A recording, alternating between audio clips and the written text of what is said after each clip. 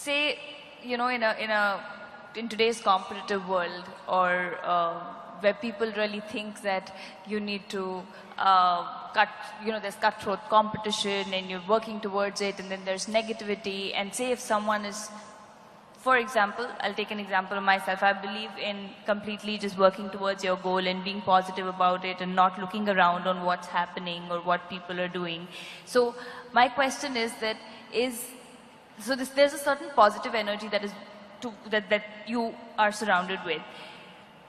Does negative energy really affect a positive energy? Like, people talk about evil eye or drishti, that in our Indian culture is so much, which I don't believe in personally, but you hear from your relatives or people around that if you've done a good job, there's drishti, you should come and do this puja, and there are rituals that are followed. So can a negative energy harm a positive energy? See, instead of looking at this as positive energy and negative energy, the same energy can function positively or negatively.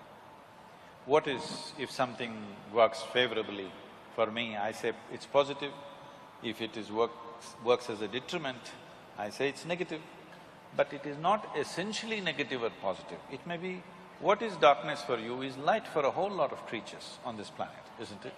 Electricity is right now doing positive things to us, so if you stick your finger into it, it does something else to you.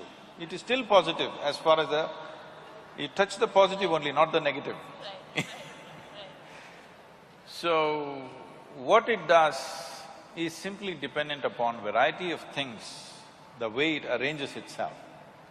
So, is there something like you are surrounded by some negativity which affects your body, mind, energy, everything? Yes, there is. This is something, just 3-4 days ago, they were giving me the studies they have done. In our yoga center, we have a rejuvenation center. We have what is called as Klesha Nashana Kriya. Sorry, what is it called? Klesha Nashana Kriya, that means a kriya which destroys impurities. To put it simply, few of them knew what to do, maybe previous generation knew, gradually they just started doing like this. But if you observe a person and do it in the right way, it does certain things, so we have a whole scientific process. How to do this, just the same thing. See, today let's say you're very exhausted or… Rejuvenates you Yes, completely. rejuvenates you in some sense. So this is a water wash. Similarly, we can do wind wash, we can do fire wash, we can do substance wash, like with grains and other things we can do. So what this is like a fire wash, but it needs to be done in a certain way. Water can touch our body, water can touch our skin, there's no problem. Fire cannot touch your skin, it needs to be done in a certain way. They gave me the study report which is amazing. There is a record of children who have come with this A.D.D and these kind of problems. 21 Klesha Nashanas, they're completely free of medication and fine. No medicine, no any kind of treatment, nothing. Just fire wash 21 times in 21 days and they come out clean and no medication, nothing, they're fine after that. There are any number of records. I was just looking at this 4 days ago and it's amazing. But this, all our grandmothers wanted to do, they did not just do. I remember many times, when I came home from outside somewhere as a little kid, my mother would look at me and say, I think you need drishti, we must take. I said, come on, rubbish, I don't want any drishti. But she wouldn't let me, she would make… I would be running around, still she would be doing something. I don't know whether it worked or not, I was too whatever mentally, too against all those things. But today there is proper record of what it does to people, tremendous things it's doing to people. So that means it does exist. It does, I mean there's no question about it. It does. The question is, do you know how to do it properly? We thinking of, after looking at this, I spoke to the people who are doing it and said, we must give large-scale training to people. We must even produce videos and put it out so that everybody knows how to do it in their homes. Because this is such a simple thing that anybody can do at home and it has tremendous impact.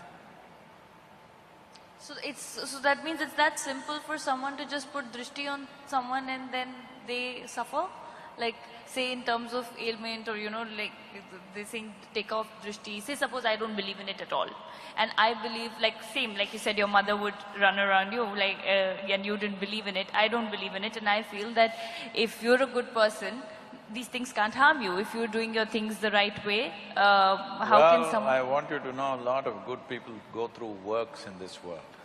Sorry, go through? A lot of good people go through terrible works in this world. Yeah. This is not a movie, this is real life, where a lot of good people suffer like hell, isn't it?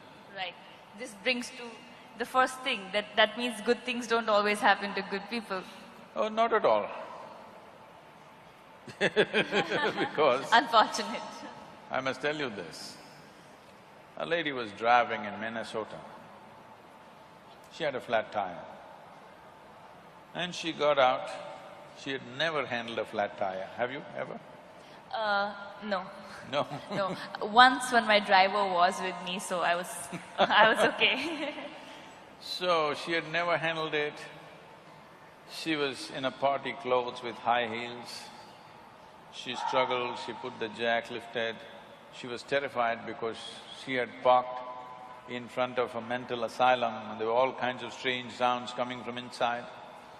So with great nervousness, she somehow took out the wheel, unbolted, took out the wheel, then she got the heavy, the spare tire, she got it out of the car with great difficulty carrying.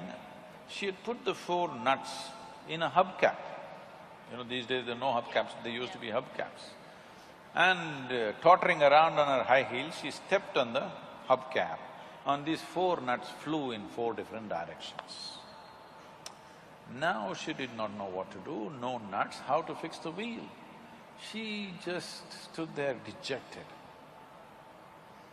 Then from the 3rd floor of the mental asylum, a young man who was there called her, "Hey lady." She looked up terrified.